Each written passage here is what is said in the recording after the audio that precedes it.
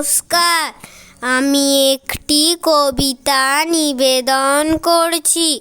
কবিতার নাম বাল্যকালে নেতাজি সুভাষচন্দ্র বসু। প্রযত্নে সুদর্শন দাস।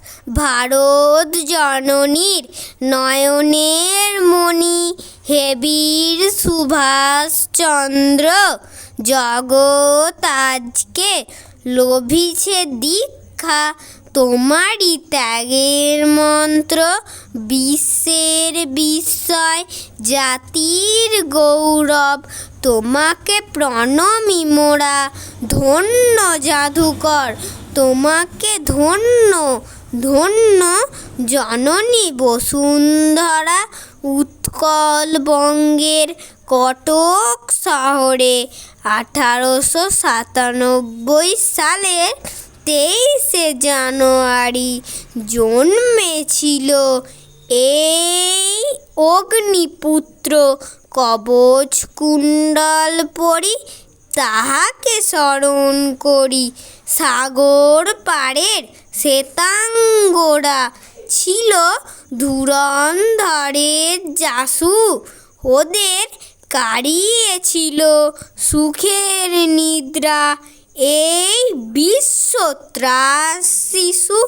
যেমন উগ্রসেনের কারাগারে মা দেবকীর কোলে জন্মেছিল দেব শিশু এক অত্যাচারী কংস রাজার তরে।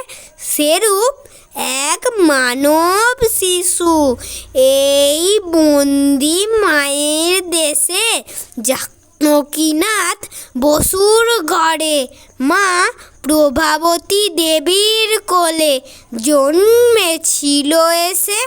এ ছেলে অন্যায়ের বিরুদ্ধে প্রতিবাদ করে বিদ্যালয়ের ছাত্রাবাসে। শ্রেণীকক্ষের ক্ষুদিরাম প্রফুল্ল চাকির মৃত্যুকে কেন্দ্র করে তীব্র প্রতিবাদের ঝড় তোলে। তাদের কথা প্রচার করে, তাদের ছবি রাখে ঘরে। যার ফলে কুলীন শাসক শ্রেণীর ষড়যন্ত্রের চক্রপটে ওর বিরুদ্ধে অভিযোগের পাহাড় জমে ওঠে। স্কুল কর্তৃপক্ষ হয়ে ওঠে তৎপর। এ ছেলেকে বিদ্যালয় থেকে তাড়াতে না পারলে মিলবে না শ্বেতাঙ্গ প্রসাদের নবননীশ্বর। সমানে চক্রান্ত চলে। বিদ্যালয়ের প্রধান শিক্ষক মহাশয়কে ডেকে বলে, স্কুল থেকে বের করে দিন এই দুরন্ত ছেলে। কিন্তু এ তো খাঁটি ইস্পাত, ন্যায়ের মধ্যে এতটুকু খাদ বলেছিলেন বেণীবাবু। তাই তার চরম অপরাধ। স্পষ্টবাদীর হৃষ্টপুরুষ সততার এই দোষে কর্তৃপক্ষের কড়া নির্দেশে স্কুল তিনি ছেড়েছিলেন দিন কয়েকের মধ্যে। সেদিন যে শিশু তার চোখের জলে ধুইয়ে দিল পা, সে তো কোনো রূপনগরের রাজকুমার নয়।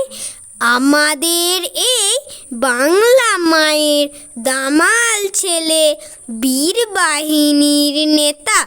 ভুলেনি সে ব্যথা, তার অন্তর দেবতা রেখেছিল মনে অতি সযতনে। সেই শিক্ষকের কথা কটি, ওরে পুত্র বিদেশি বণিকের কাছে নিত্যি বেশি আছে। আমাদের দুঃখী মাটি অনুনয়ে বিনয়ে আর নেয় কোনো কাজ। অশ্রু ফেলা বন্ধ রেখে সাজো রণসাজ। নমস্কার।